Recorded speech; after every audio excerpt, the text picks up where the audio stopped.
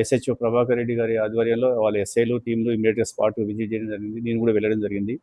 అక్కడ సీన్ పోయి అక్కడ ఎంక్వైరీ చేస్తే ఈ 65 years లేడీ, ఆమె హస్బెండ్ ఇద్దరు కలిసి ఆ ఇంట్లో ఉంటారు.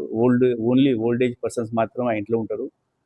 ఒక 2 persons ఇద్దరు వచ్చేసి తెలుగులో మాట్లాడతారు. వాళ్ళు ఇద్దరు కూడా వచ్చేసి మీకు పెన్షన్ వస్తుందా అని అడుగుతారు లేడీని. అయితే నాకు వస్తుందయ్యా అని చెప్తుందమ్మా మంచిగా. వాళ్ళు తెలుగు తెలుగు సమాధానం చెప్తుంది.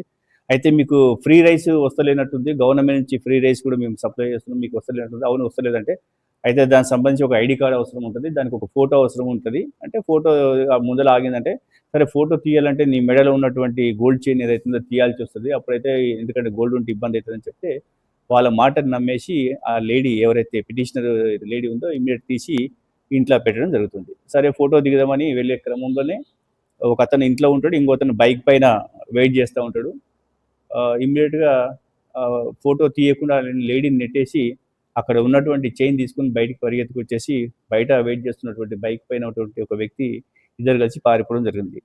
దీనిపైన మేము స్నాచింగ్ కేసు రిజిస్టర్ జరిగింది. మా డిస్టిక్ ఎస్పీ మన అక్షాంత్ సార్ గారి ఆధ్వర్యంలో వాళ్ళ ఆదేశాల మేరకు భువనగిరి డివిజన్ సంబంధించినటువంటి ఇతర పోలీసులు Bhuvanagiri rural and Bhuvanagiri town నుంచి కూడా కొద్దిగా స్టాఫ్ని తీసుకొని ఎస్ఐ ప్రభాకర్ రెడ్డి, రమేష్ మిగతా ఎస్ఐలు ఒక 3 టీమ్స్ తయారు చేయడం జరిగింది. ఈ 3 టీములు కూడా గత 15 days నుంచి కాన్సన్ట్రేషన్గా మాకున్నటువంటి ఈ CC cameras availability and tower dump analysis and human intelligence అన్ని విధాలుగా 360 degrees మేము అంతా కూడా అనాలిసిస్ చేసేసి నిన్న సాయంత్రం వీళ్ళిద్దరిని కూడా అప్రిహెన్షన్ జరిగింది. వీళ్ళు వచ్చేసి ఒక అతని పేరు సింహాద్రి, ఇతని ఏజ్ 33 years, ఇతను ఆటో డ్రైవర్ పనిచేస్తాడు.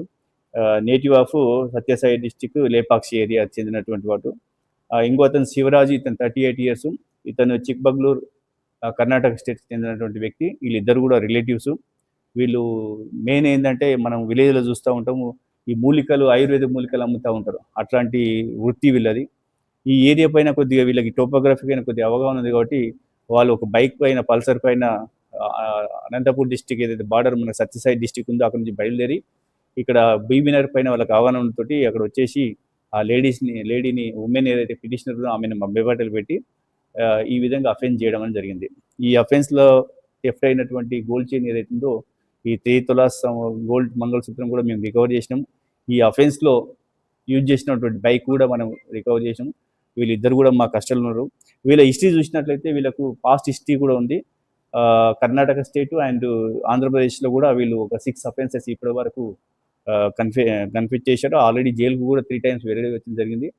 అయితే ఇప్పుడు మాకున్నట్టు సమయభావం వల్ల వీళ్ళందరూ కూడా ఇప్పుడు ఇద్దరిని కూడా రిమైండ్ చేసి తర్వాత నెక్స్ట్ పోలీస్ కస్టడీ తీసుకున్న తర్వాత వీళ్ళపైన కేసెస్ ఏమైనా ఫర్దర్ కేసెస్ ఉన్నాయని చెప్పి మేము ఫర్దర్గా ఎంక్వైరీ చేస్తాం. పబ్లిక్ ఒకటే మేము రిక్వెస్ట్ చేసేది, ఫ్రీ వస్తుందని చెప్పి ఎవరైనా చెప్తే నమ్మొద్దు. ప్రతి ఒక్కసారి ఎంక్వైరీ చేసుకోవాలా. ఇట్లాంటి వృద్ధ దంపతులు ఎవరైతే ఉంటారో ఇట్లాంటి ఎవరైనా వచ్చినప్పుడు పక్క ఇంటి వాళ్ళకి చెప్పడం, ఇట్లా వచ్చిందని చెప్తే వాళ్ళు కూడా కొద్దిగా అలర్ట్ అవుతారు. పబ్లిక్ అందరూ కూడా ఒక విజ్ఞప్తి, ఈ సీసీ కెమెరాస్ అన్నది కూడా మనకు చాలా అవసరం. ఈ చిన్న ఎగ్జాంపుల్ ఈ కేసు తీసుకున్నట్లయితే ఈ సీసీ కెమెరా మనకు ఎంతో క్లూగా వచ్చింది. అందరూ కూడా భువనగిరి అండ్ ప్రజలందరూ కూడా విజ్ఞప్తి ఏంటంటే దయచేసి సీసీ కెమెరా పైన ఎక్కువ కాన్సన్ట్రేషన్ చేయండి.